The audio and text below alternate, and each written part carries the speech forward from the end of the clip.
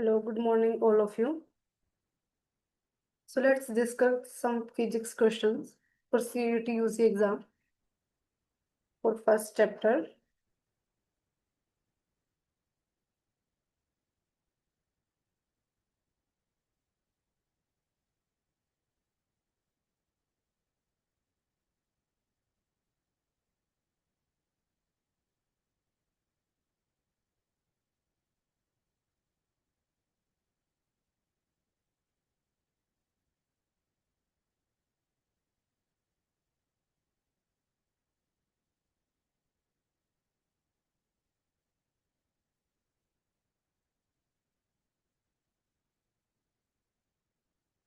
सबसे पहले हम कुछ कॉन्सेप्ट्स डिस्कस करते हैं। हम पढ़ने जा रहे हैं गोस लॉ, इलेक्ट्रिक फ्लक्स, ये सब के बारे में, और गोस लॉ के application.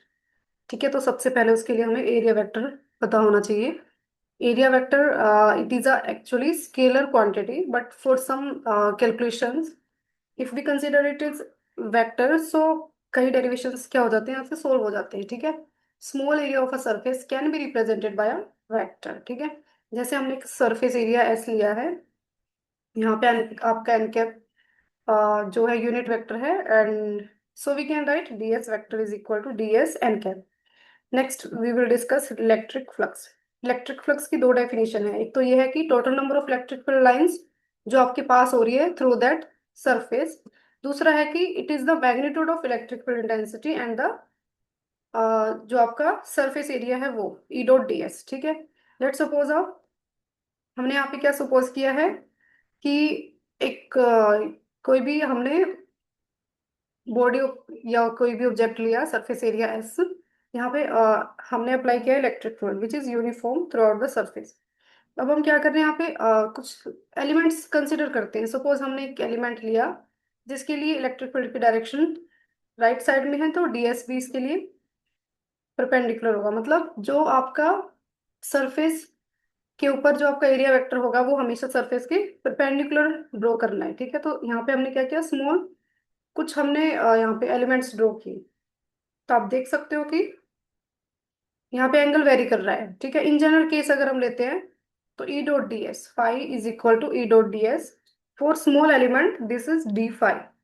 So when we open this dot product, we can write E ds cos theta. ठीक है, total electric flux phi over the whole surface S due to an electric field E is given by this E dot S। मतलब small के लिए हमने D phi किया, but total के लिए हम क्या करेंगे, इंटीग्रेशन करेंगे।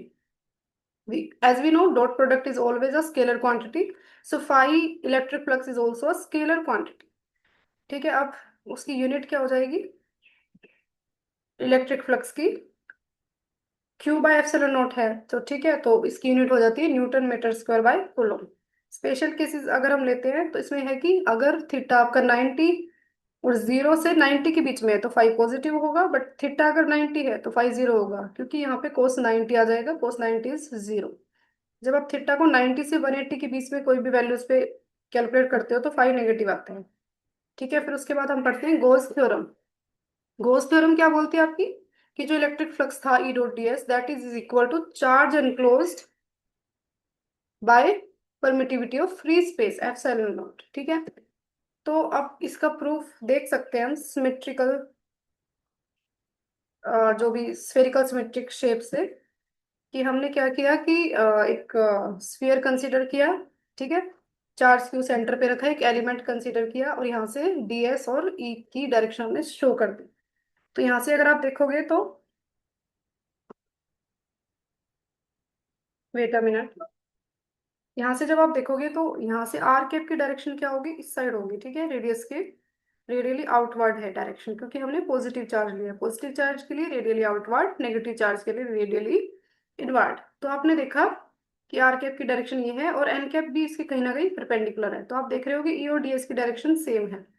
ठीक है, electric field due to point charge we know k q by r square. तो हम यहाँ पुट करते हैं ई की जगह के q by r square into direction के लिए आर कैप, और ds vector as we know ds into n cap. Next step में r cap dot n cap, as we know r cap dot n cap is one, because unit vector का magnitude one होता है।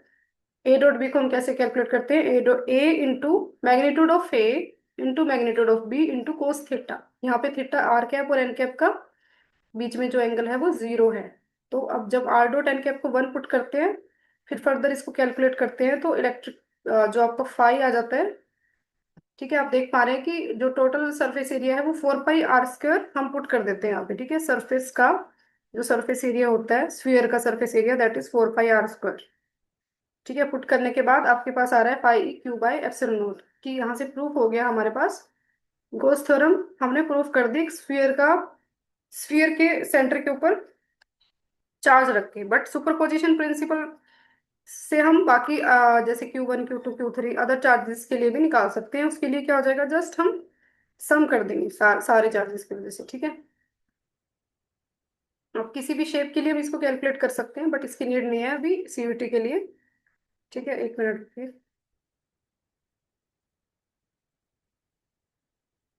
ठीक है, उसके बाद हम चलते हैं direct deduction of Coulomb's law from goes theorem. ये भी कर सकते हैं, बट इसकी भी नीड नहीं है अभी।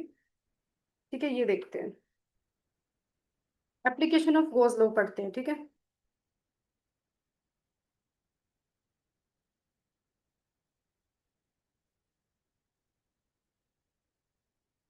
एप्लीकेशन ऑफ गोस लॉ में सबसे पहले आता है आपका electric field intensity due to an infinitely long charged wire. Infinitely long charged wire के केस है यहाँ पे। सबसे पहले हम एक वायर कंसीडर करते हैं। ठीक है, इनफाइनाइट है, minus infinity two plus infinity. अब उसके लिए गोजियन सरफेस क्या होता है, सिलिंड्रिकल फॉर्म में होता है। ठीक है, तो Gaussian surface is a close surface around a charge distribution such that the electric field intensity has a single fixed value at every point on the surface.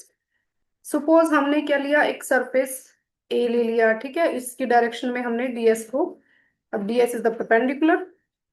ठीक है, अब क्योंकि देखो पॉजिटिव चार्ज है ये, पॉजिटिव चार्ज की वजह से हमें पता है कि जो आउटवर्ड ही होगा इलेक्ट्रिक फील्ड आपका, अवे होगा, आउटवर्ड या अवे।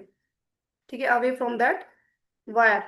ठीक है, अगर ये नेगेटिव चार्ज होती तो इसकी इन टुवार्ड्स हो जाता है इसकी तरफ। ठीक है, अवे होगा तो हम इलेक्ट्रिक फील्ड और ई यहाँ पे जो एरिया S1 मान सकते हो या फिर ए मान सकते हो।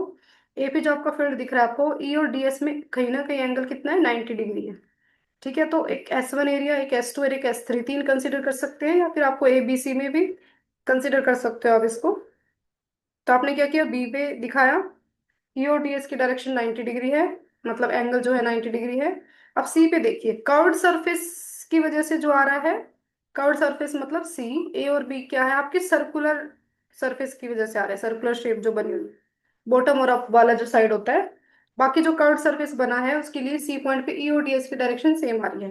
तो इसका मतलब जहाँ पे एंगल 0 डिग्री है उसकी वजह से ही फ्लक्स आएगा, क्योंकि कोसाइन है हमारा यहाँ पे। यहाँ पे थीटा आपका 90 है और यहाँ पे भी थीटा आपका 90 है। ठीक है, तो 90 जहाँ पे एंगल है वहां पे इलेक्ट्रिक फ्लक्स कैंसिल हो जाएगा, और 0 डिग्री के लिए आप कैलकुलेट कर सकते हैं। ठीक है, कैलकुलेट हो जाएगा। अब क्या किया हमने, सबसे पहले डेफिनेशन लिखी, phi is equal to E dot d s. फिर उसके बाद हमने क्या किया, E dot d s is equal to E dot d s plus, ठीक है, ए के लिए, बी के लिए और सी के लिए। फिर हमने देखा कि ए और बी के लिए तो 0 हो रहा है, तो सी के लिए आएगा आंसर। सी के लिए आएगा, उसके बाद आप क्या कर सकते हो इसको,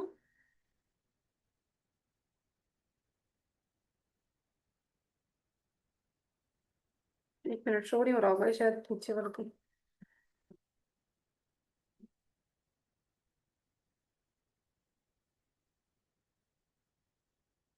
ठीक है, अब देखो E dot d s cos 0 is equal to E into d s. जो आपका सरफेस एरिया है वो कितना है, 2 पाई आर एन। ठीक है, नेक्स्ट इसको करते हैं हम। नेक्स्ट में अब हमें पता है कि लीनियर चार्ज डेंसिटी क्या होती है, लेमडा एन। ठीक है, तो अब लेमडा चार्ज जो आएगा वो लेमडा इंटू एल आएगा, क्योंकि हमें पता है linear charge density is equal to charge upon length. ठीक है, तो यहाँ से आप क्यू निकालोगे तो लेमडा इंटू एल आ जाएगा, और क्यू की जगह आप लेमडा इंटू एल पुट करोगे just, then electric field is equal to 1/2 pi epsilon naught lambda by r. यहाँ देखो, अब जो इलेक्ट्रिक फील्ड आ रही है आपकी प्रोपोर्शनल टू 1/r है। ठीक है, ये ध्यान रखना, इसमें इलेक्ट्रिक फील्ड क्या आ रही है, 1/r की प्रोपोर्शनल। ठीक है, 2 टाइम्स मल्टीप्लाई करोगे तो इस फॉर्म में भी आप लिख सकते हो कि 1/4 pi epsilon naught 2 lambda by r, और वेक्टर फॉर्म में हम आर के डायरेक्शन यहाँ शो कर देंगे। ठीक है, तो यहाँ ये लिख रखा है कि जो डायरेक्शन है इलेक्ट्रिक फील्ड इंटेंसिटी की, वो रेडियली आउटवर्ड होती है पॉजिटिव चार्ज के लिए, and for negative charge it will be radially inward. और दूसरा जो इलेक्ट्रिक फील्ड इंटेंसिटी आपकी, वो गॉसियन सरफेस का साइज शेप पे डिपेंड नहीं करती, बट यहाँ पे प्रोपोर्शनल टू आर आ रहा है, इनवर्सली प्रोपोर्शनल टू आर। इसका मतलब वो कहीं ना कहीं डिस्टेंस पे डिपेंड कर रही है कि किस फील्ड पे हमें पॉइंट वो इलेक्ट्रिक फील्ड कैलकुलेट करना है। ठीक है, उसके बाद देखिए ये मतलब हमने क्या पढ़ना है, electric field intensity due to an infinitely long thin plane sheet of charge. ठीक है, तो फिर सबसे पहले हमने एक शीट ली किसी पॉइंट पे निकालने के लिए, जैसे आपको यहाँ इस पॉइंट पे इलेक्ट्रिक फील्ड कैलकुलेट करना है, तो इससे एक लाइन ड्रॉ की, और लाइन के थ्रू तो एक सिलेंडर ही बनेगा, गॉसियन सरफेस। ठीक है, अब हम क्या करेंगे, सपोज वी कंसिडर जो सरफेस चार्ज डेंसिटी है, ये सरफेस लिया है हमने, तो सरफेस चार्ज डेंसिटी होगी आपकी सिग्मा। अभी हमने सिर्फ पॉजिटिव प्लेट ली है। ठीक है, उसके बाद कुछ इसमें ड्रॉ करते हैं कि क्या हो गया कि जो डीएस वेक्टर है और ई वेक्टर है, ए बी और सी पॉइंट ड्रॉ कर सकते हैं हम। सी पॉइंट की वजह से ज्यादा नीड नहीं है, ए और बी पे देखते हैं। ठीक है, हाँ सी कर्व्ड सरफेस के लिए भी देखना पड़ेगा ना। तो अब देखो ए और बी के लिए आपकी डायरेक्शन जो आ रही है इलेक्ट्रिक फील्ड की, क्योंकि ये प्लेट जो है इसका इलेक्ट्रिक फील्ड ये पॉजिटिव है, अवे होगा। ठीक है, या तो लेफ्ट में होगा, या तो यहाँ लेफ्ट में होगा, या तो राइट में होगा। ठीक है, अब डीएस की डायरेक्शन अगर इसकी अलग हो जाती है तो दोनों की डायरेक्शन सेम है, अदरवाइज 90 डिग्री होगा। 90 देखो किस में आ रहा है, ए और बी की वजह से तो 0 डिग्री एंगल है, दोनों के बीच में सेम डायरेक्शन में है ई और डीएस। बट ई और डीएस सी पॉइंट के लिए, मतलब कर्व्ड सरफेस के लिए आपका 90 डिग्री है। आपकी बात जो लास्ट वाला केस था उसका अपोजिट थोड़ा सा है ना। यहाँ पे ए और बी के लिए फील्ड जो होगी वो आपकी आएगी नॉन जीरो होगी, मतलब फ्लक्स जो होगा वो नॉन जीरो होगा, और अदरवाइज जो 90 पे रखा हुआ है उसके लिए फ्लक्स होगा ही नहीं। ठीक है, जीरो हो जाएगा। ई डॉट डी एस ए के लिए, बी के लिए और सी के लिए हमने लिखा। उसके बाद देखो E D s cos 0 degree, E D s cos 0 degree, E D S 90 degree. ठीक है, ए बी के लिए कैलकुलेट करना है बट सी के लिए जीरो, तो 2 ई इंटू डी एस आ रहा है। तो 2 ई इंटू, अब देखो जो हम कैलकुलेट कर रहे हैं वो एरिया क्या है वो देखो। जब लास्ट कैलकुलेट किया था तो कर्व्ड सरफेस के लिए किया था, कर्व्ड सरफेस मतलब सिलेंडर का एरिया हमने कंसीडर किया था। अब ए और बी पॉइंट की बात कर रहे हैं तो ये सर्कुलर शेप है, सर्कल का एरिया यूज करेंगे अब। Area of circle is pi r square. ठीक है, तो 2 इंटू डी एस, यहाँ पे हमने क्या पुट करा है, ये डीएस के लिए पाई आर स्क्वायर पुट कर दिया। नेक्स्ट, तो हमने देखा कि यहाँ पे जो क्यू आ रहा है आपका वो epsilon naught is equal to, Q by epsilon naught is equal to, अब सिग्मा क्या होता है, q by A is equal to charge हमने ठीक है स्मॉल चार्ज कंसीडर किया है या कैपिटल किया है वो तो कोई बात नहीं, एरिया आपका सर्कल का पाई आर स्क्वायर। तो यहाँ से आप क्यू निकालोगे तो क्या आ रहा है, sigma into pi r square. ठीक है, ये आ रहा है। तो उसके बाद आप कैलकुलेट करोगे यहाँ से इलेक्ट्रिक फील्ड, वो आ रहा है ई bye 2 sigma, sorry sigma bye 2 epsilon. इसका मतलब आर पे वो डिपेंड नहीं कर रहा है, इसका मतलब इलेक्ट्रिक फील्ड जो आएगी आपकी ई और आर में जो आपका वेरिएशन आएगा वो कुछ इस तरीके से आएगा कि वो कांस्टेंट होगा।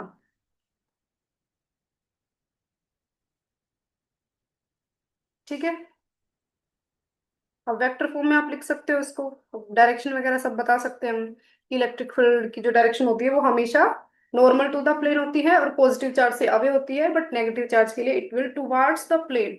ठीक है, प्लेन के अवे होगी पॉजिटिव प्लेट के लिए, और नेगेटिव प्लेट के लिए टुवार्ड्स द प्लेन, उस प्लेन की तरफ होगी। ठीक है, जैसे हमने एक नेगेटिव प्लेट यहाँ पे ली, पॉजिटिव का तो आपने केस देख लिया, थोड़ा नेगेटिव के बारे में पढ़ते हैं। ठीक है, तो आप इस जो इसके लिए इलेक्ट्रिक फील्ड की डायरेक्शन, लेट सपोज ए पॉइंट और बी पॉइंट की बात कर रही हूँ मैं, तो ए पॉइंट के लिए बी इनवर्ड हो जाएगी इधर, और इसके लिए भी इनवर्ड हो जाएगी, है ना। बट जब हम पॉजिटिव का केस कंसीडर करते हैं, पॉजिटिव प्लेट का, तो इसमें क्या होगा, पॉजिटिव पॉजिटिव पॉजिटिव, इससे भी यहाँ ए पॉइंट कंसीडर कर रहे हैं, ए पॉइंट पे भी अवे हो जाएगी, और बी पॉइंट पे भी अवे होगी। अब वो E1 E2 होगा या क्या होगा वो डिपेंड करेगा। ठीक है, उसके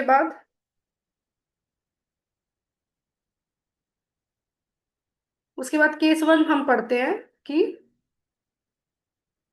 वेट अ मिनट। ठीक है, अब इसमें क्या है, हमारे पास sigma 1 is greater than sigma 2। ठीक है, उसके बाद हमने क्या लिया कि दो दो शीट ली है, एक पे पॉजिटिव चार्ज ज्यादा है, एक पे नेगेटिव, सॉरी पॉजिटिव चार्ज कम है। इसका मतलब जिसके ऊपर आपको प्लस के साइन ज्यादा दिख रहे हैं, इसका मतलब उसकी चार्ज डेंसिटी क्या होगी, ज्यादा होगी। ठीक है, as comparison to second, then sigma one is greater than sigma two. अब देखो यहाँ पे मैंने 3 पॉइंट मेंशन किए हैं, एक ए है आपका और एक बी है और एक सी है। ठीक है, सबसे पहले ए पॉइंट के लिए देखो, ए पॉइंट के लिए इलेक्ट्रिक फील्ड कहाँ होगा, ए पॉइंट के लिए इलेक्ट्रिक फील्ड फर्स्ट प्लेट के लिए कहाँ होगा, अवे, मतलब ये E1। ठीक है, और दूसरी प्लेट के लिए इससे भी अवे होगा तो अपोजिट डायरेक्शन में होगा। सारी डायरेक्शन एक बार मेंशन करते हैं। ठीक है, आप देखो फर्स्ट केस में जो बी पॉइंट है आपका, उसके लिए इलेक्ट्रिक फील्ड देखो, फर्स्ट सीट से आपका इस डायरेक्शन में हो रहा है, ठीक है, लेफ्ट साइड में, और E2 भी आपका लेफ्ट साइड में है ड्यू टू सेकंड प्लेट। ठीक है, उसके बाद आ,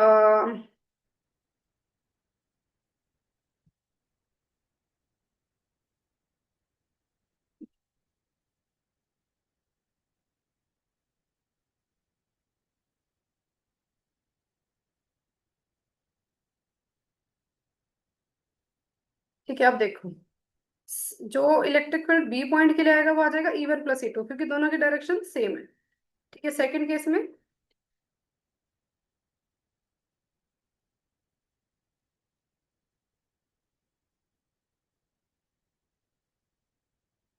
मेरे चल नहीं रहा, सॉरी। हाँ, सेकंड केस में देखो, E1 जो है आपका मतलब, E1 का मतलब है फर्स्ट प्लेट की वजह से, बट ए पॉइंट पे, ठीक है, तो वो हो जाएगा टुवार्ड्स द, सॉरी, आउटवर्ड। ठीक है, मतलब away from the plate, away from the plate होगा, या फिर आउट ऑफ द प्लेन बोल सकते हैं हम। ठीक है, और सेकंड प्लेट की वजह से ए पॉइंट पे इलेक्ट्रिक फील्ड होगा वो फिर से अवे फ्रॉम द प्लेट, मतलब E2 की डायरेक्शन और E1 की डायरेक्शन अपोजिट है। थर्ड केस में सेम है। तो ऐसे ही करके हम ऑल केसेस डिस्कस कर सकते हैं यहाँ पे। तो वो जब जहाँ पे सेम होगी वहां ऐड हो जाएगा, जहाँ डिफरेंट है वहां पे माइनस हो जाएगा। थर्ड केस में है कि आपका सिग्मा वन और सिग्मा टू है, बट एक आपकी पॉजिटिव प्लेट है और एक आपकी नेगेटिव प्लेट है। तो इसके केस में देखो डायरेक्शन क्या आ रही है। फर्स्ट केस में देखो, अगर हम ए पॉइंट की बात करते हैं, ये पॉइंट ए है आपका, कहीं पे भी मान लो स्पेस में ए पॉइंट है आपका, और पहली वाली शीट की वजह से देखो, पहली वाली शीट की वजह से E1 मान रखा है, दूसरे की वजह से E2। डायरेक्शन बतानी है, E1 की direction away from the plate होगी, ठीक है। नेगेटिव के लिए तो टुवार्ड्स द प्लेट होती है, टुवार्ड्स द प्लेन या प्लेट, तो E2 की डायरेक्शन अपोजिट होगी। रीजन सेकंड के लिए E1 जो होगा वो अवे हो जाएगा, इधर हो जाएगी, ठीक है। और इसमें नेगेटिव प्लेट के लिए टुवार्ड्स द प्लेट, ठीक है। और फिर इसी सिमिलरली हम थर्ड की देख लेंगे। ठीक है, आप देखो फर्स्ट के लिए दोनों की डायरेक्शन अपोजिट है तो माइनस, सेकंड रीजन के लिए अब की बार दोनों की डायरेक्शन सेम है तो प्लस कर दिया, थर्ड में दोनों की डायरेक्शन अपोजिट है तो माइनस कर दिया। थर्ड केस आता है आपका कि अब आपने इक्वल और अपोजिट चार्ज ले लिया। लास्ट केस में क्या था, पॉजिटिव चार्ज ज्यादा था, नेगेटिव थोड़ा कम था, बट अब क्या है, जितना पॉजिटिव चार्ज है उतना नेगेटिव चार्ज है। ठीक है, रीजन फर्स्ट सेकंड थर्ड की बात करोगे तो कैसे करोगे इसको सोल्व, देखो फर्स्ट इसकी डायरेक्शन एक बार करके देखना।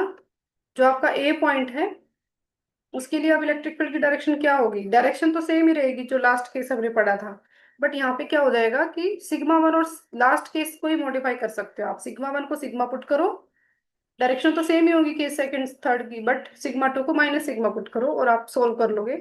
तो तीनों केस में अलग अलग वैल्यूज आ रही है। आप ध्यान से देखो, जब आपकी चार्जेस, एक पॉजिटिव प्लेट है एक नेगेटिव प्लेट है, बट चार्जेस सेम है, मतलब चार्ज डेंसिटी सेम है, बट एक प्लस सिग्मा है और एक माइनस सिग्मा है। तो इस केस में क्या हो रहा है, जो फील्ड है आपका वो सिर्फ सेकंड रीजन में आ रहा है, फर्स्ट और थर्ड में जीरो आ रहा है, जीरो। ठीक है, इसका मतलब जब ऐसा केस होगा तो इलेक्ट्रिक फील्ड बिल्कुल सिर्फ बीच में लाई करेगा, लेफ्ट और राइट साइड में जीरो हो जाएगा। ठीक है, तो यहाँ से क्वेश्चन बन सकता था। उसके बाद आता है स्फेरिकल शेल की बात करते हैं, ठीक है। स्फेरिकल शेल में होलो स्फीयर है, ये होलो स्फीयर मतलब इसके ऊपर जो चार्ज होगा वो सेंटर पे या होलो पे तो होगा ही नहीं, होलो है स्फीयर, तो चार्ज जो होगा वो आपका सरफेस पे लाई करेगा। ठीक है, let consider sphere, hollow sphere of radius r at centre O। फिर हमने एक पॉइंट P लिया because we have to calculate electric field at P outside the shell. ठीक है, अब इसके लिए हमने गॉसियन सरफेस ड्रॉ किया through point P, radius small r. ठीक है, एक स्मॉल एलिमेंट कंसीडर किया, उसके लिए हमारे पास डीएस एक वेक्टर है। उसके बाद इलेक्ट्रिक फील्ड की डायरेक्शन क्या होगी, अवे आउटवर्ड होगी ना, रेडियली आउटवर्ड। स्फीयर के लिए हमने क्या पढ़ा था, पॉजिटिव चार्ज के लिए रेडियली आउटवर्ड होगी, अगर यहाँ पे नेगेटिव होता तो रेडियली इनवर्ड होती। ठीक है, तो गोज लॉ के अकॉर्डिंग फाइव जो है आपका वो ई डॉट डी एस आ रहा है, क्यू बाय एप्सिलॉन नॉट आ रहा है। ठीक है, उसके बाद अब हमें पता है E and d s is the same direction, so we can calculate electric field आपका आउट ऑफ द इंटीग्रल हम लिख लेंगे इसको, into d s is equal to Q by epsilon naught. अब जो आपका एरिया होता है स्फीयर का वो होता है 4 पाई r स्क्वायर।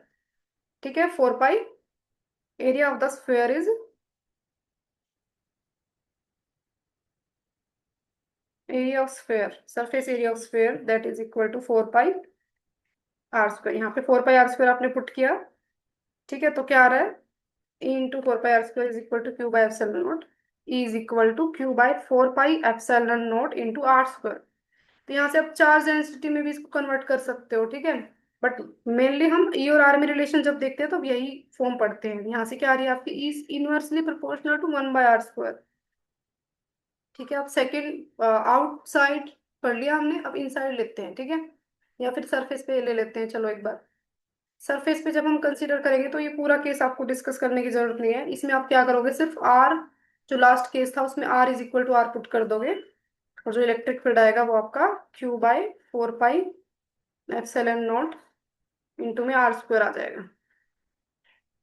ठीक है, ये पूरा केस डिस्कस ना करके हम लास्ट में यही बोल देंगे कि देखो ये वाली फॉर्म सेम आ रही है ना।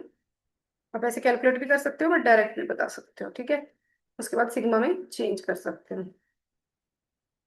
ठीक है, सिग्मा में चेंज करने के बाद ये आ रहा है is equal to sigma by epsilon. तो यहाँ पे क्या लिखा हुआ है, electric field due to a uniformly charge thin spherical shell at a point on the surface of the spherical shell is maximum. Surface में मैक्सिमम होगा। अब ये क्या बोल रहा है, इनसाइड में, इनसाइड में आपका चार्ज जीरो है तो ई भी कितना होगा, जीरो होगा। ठीक है, बट इसको थोड़ा डेरिवेशन में अगर आप करते हैं तो जैसे हमने पहले एक गॉसियन सरफेस ड्रॉ किया था, एक लाइन एलिमेंट लिया था, ई और डी एस की डायरेक्शन बताई थी, वैसे आप कैलकुलेट कर सकते हो। बट एट द एंड आपको क्यू जीरो पुट करना है तो इलेक्ट्रिक फील्ड आपका जीरो ही आ जाएगा। ठीक है, so this property E is equal to zero inside a cavity is used for electrostatic shielding. ये जो प्रॉपर्टी है जब चार्ज जीरो होता है, इसको हम किसके लिए यूज करते हैं, इलेक्ट्रोस्टैटिक शील्डिंग के लिए यूज करते हैं। ठीक है, अब इसमें ग्राफ देख रहे हैं हम, ग्राफ क्या होगा, सबसे पहले इनसाइड के लिए जीरो आ रहा है, फिर उसके बाद proportional to 1 by r square आ रहा है। ठीक है, तो ये एक टाइप से, इस टाइप से आपका वेरिएशन हो जाएगा, ये वेरिएशन याद रखना है। अब सेकंड में मैं डेरिवेशन नहीं करवा रही, इसमें क्या है, जैसे हमने स्फेरिकल शेल का पढ़ा वैसे हम सॉलिड स्फीयर का पढ़ेंगे। ठीक है, फर्स्ट केस हम लेके चलते हैं कि क्योंकि सॉलिड स्फीयर है, ठीक है, तो उसके सरफेस पे होगा चार्ज पूरे पे। ठीक है, और तो यहाँ से क्या होगा, आपका जो रो है वो क्यू बाय वी आ रहा है, चार्ज अपॉन वॉल्यूम होता है। वॉल्यूम क्या हो जाता है स्फीयर का, 4/3 पाई r क्यूब। ठीक है, 4/3 पाई r क्यूब। तो यहाँ से इनसाइड के लिए जब आप करोगे r लेस देन r पे, तब आपके पास इलेक्ट्रिक फील्ड आता है ρr/3 एप्सिलॉन नॉट, और रो की वैल्यू आप पुट कर सकते हो ऊपर जो ये है। तो यहाँ से आप सोल्व करोगे तो ये आ रहा है Q/3, सॉरी 3 से 3 कैंसिल हो रहा है, Q/एप्सिलॉन नॉट 4 पाई r क्यूब। ठीक है, तो यहाँ से देखो कि ई जो है आपका वो प्रोपोर्शनल टू आर है, मतलब डायरेक्टली प्रोपोर्शनल है। ठीक है, और आउटसाइड के लिए वो है 1 by r square, 1 by r square.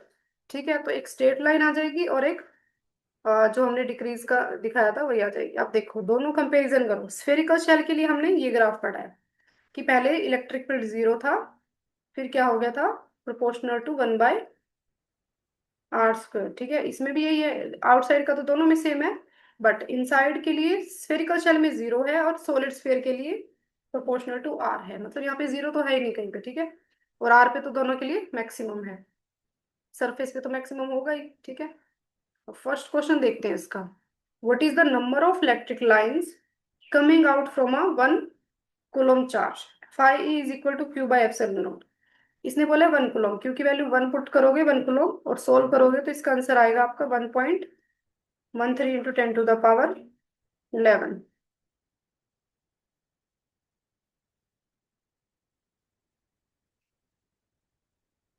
ठीक है, इसको सोल्व करके देखना, इसका आंसर ये आ जाएगा।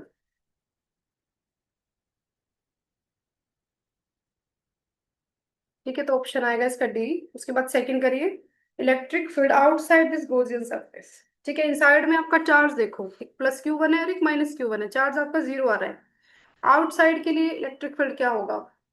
Only for Q two, only for positive charge, zero for, या फिर फॉर ऑल चार्जेस?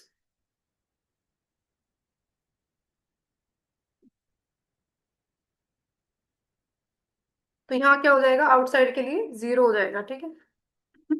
और दूसरी बात ये भी है कि जो इनसाइड, क्योंकि चार्ज एनक्लोज्ड होना चाहिए ना, और दूसरी बात ये भी है कि अ, जो चार्ज एनक्लोज्ड हो रहा है वो जीरो नहीं होना चाहिए, तभी इलेक्ट्रिक फ्लक्स आएगा। तो यहाँ पे दोनों ही केस में जीरो हो रहा है, तो बी ऑप्शन। ठीक है, अब थर्ड केस देखते हैं, मतलब third question. An electric charge q is placed at one of the corner points of a cube of side a. अगर हम क्यूब ले रहे हैं, उसकी साइड ए लिया है हमने, ठीक है, तो यहाँ पे वॉल्यूम तो ए क्यूब हो जाएगा, बट ठीक है, पूछा क्या इसने, what will be the net outward flux coming out of a cube due to a point charge. अगर हमें हमने इसको कॉर्नर पे रखा तो ये वाला केस है। ठीक है, अब ये जो चार्ज है, आपको इसको कवर करने के लिए कितनी क्यूब चाहिए? जो, जब टोटल की बात करते हैं तो क्यू बाई एप्सिलॉन नॉट आ जाता है जब सेंटर पे हम चार्ज रखते हैं, बट जब आपने कॉर्नर पे रखा तो वो एट से डिवाइड, एट जो क्यूब है उससे शेयर हो रहा है। ठीक है, तो जो फ्लक्स होगा इस चार्ज की वजह से एट क्यूब्स में डिस्ट्रीब्यूट हो जाएगा। ठीक है, तो क्यू जो फाई आएगा वो एक, मतलब कॉर्नर पे जो रखा हुआ है उसके लिए क्या आ जाएगा, Q by eight epsilon naught. अब फर्स्ट केस देखो, जब आपने सेंटर पे रखा है इसको, सेंटर पे रखा है तो टोटली आएगा Q by epsilon not. But अगर, अगर आप पूरे सेंटर पे रख के फिर फ्लक्स पूरे का पूछ रहे हो, तब तो आएगा क्यू बाय एप्सिलॉन नॉट। लेकिन जब आप सिर्फ एक फेस की वजह से पूछ रहे हो, ठीक है, इस फेस की वजह से, तो अब टोटल फेस आपके पास छः हैं। ठीक है, तो अब फाइव जो आएगा आपका वो सिक्स से डिवाइड हो जाएगा, Q by six epsilon not. फिर उसके बाद एक एज पे अगर चार्ज रखा हुआ है, तो अब इस चार्ज को कवर करने के लिए कितनी क्यूब चाहिए आपको? ध्यान से सोचो। एक रूम को भी कंसीडर करके चल सकते हो, कोने पे, मतलब कोने वाली जो लाइन है उस पे चार्ज रखोगे बीच में, कोने पे नहीं रखना, बिल्कुल बीच में रखना है। तो उसको कवर करने के लिए आपको कम से कम चार क्यूब चाहिए, है ना? तो आपका फ्लक्स किस में डिवाइड हो जाएगा, Q by four epsilon note में। अगर आपने उसको फेस के सेंटर पे रखा है तो क्या होगा, सेंटर पे रखने से आप देखो, इसको कवर करने के लिए कितने क्यूब चाहिए इस वाले चार्ज को? यहाँ एक और क्यूब आना चाहिए, मतलब दो होने चाहिए टोटल, तो इसका फ्लक्स आ जाएगा क्यू बाय टू एप्सिलॉन। ठीक है, तो ये केस याद रखने हैं सारे। फोर्थ में देखो, what will be the total flux passing through the cylinder if the surface A and B have surface area S.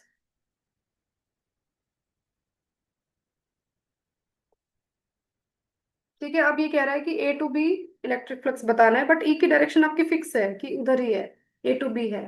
But जो हमने केस पढ़ा था उसमें तो हम ये देख रहे थे इलेक्ट्रिक फील्ड की डायरेक्शन इधर ले रहे थे, पॉजिटिव नेगेटिव चार्ज की वजह से था ना वो, जो लाइन चार्ज वाला पढ़ा था उसमें, वो जो ये गोजियन सरफेस बना था सिलेंडर का। ठीक है, वो केस और ये केस थोड़ा सा अलग है, उसमें तो ई हम लेफ्ट में भी दिखा रहे थे और राइट में भी, क्योंकि वहां पे एक पॉजिटिव लॉन्ग वायर थी। यहाँ पे केस है कि आपका ई जो है वो राइट डायरेक्शन में ही है। ठीक है, इसका मतलब एंगल क्या होगा, ए के लिए आपका एंगल डीएस अगर लेफ्ट साइड में है और ई राइट में, तो एंगल 180 हो गया, तो इसके लिए आ जाएगा कोस 180। कोस 180 इज माइनस वन। ठीक है, माइनस वन पुट करोगे आप, ई dot d s cos theta E into S. ठीक है, अगर हम एस लेके चल रहे हैं इसका एरिया, अभी हम सिलेंडर का एरिया पुट नहीं कर रहे ऑप्शन के हिसाब से ना। ठीक है, तो माइनस ई एस आ गए यहाँ से, और जैसे आप थीटा को जीरो पुट करोगे बी पॉइंट के लिए, क्योंकि ई और डी एस की डायरेक्शन यहाँ पे सेम है, तो यहाँ से थीटा जीरो, तो फाई आ रहा है ई एस। इसके बाद ठीक है, अब टोटल देखो क्या होगा, टोटल ऐड करोगे तो जीरो ही होगा। ठीक है, टोटल जीरो, मतलब सी ऑप्शन। फिफ्थ देखो, an electric dipole, an electric dipole having charges E are placed at the center of cube, the net flux coming out of a cube surface is। सबसे पहले ये देखो कि dipole रखा हुआ है, नॉट चार्ज ई के बारे में सोच रहे हैं। ठीक है, एक डाइपोल इसके अंदर रखा हुआ है, माइनस क्यू और प्लस क्यू। सबसे पहले ये देखो कि टोटल चार्ज कितना है यहाँ। टोटल चार्ज डाइपोल के लिए जीरो है। ठीक है, अब चार्ज ही जीरो हो गया तो फ्लक्स भी क्या हो जाएगा, जीरो। ठीक है, तो ए ऑप्शन। ठीक है, ऐसे हम और भी केसेस पढ़ सकते हैं। तो thank you and take care.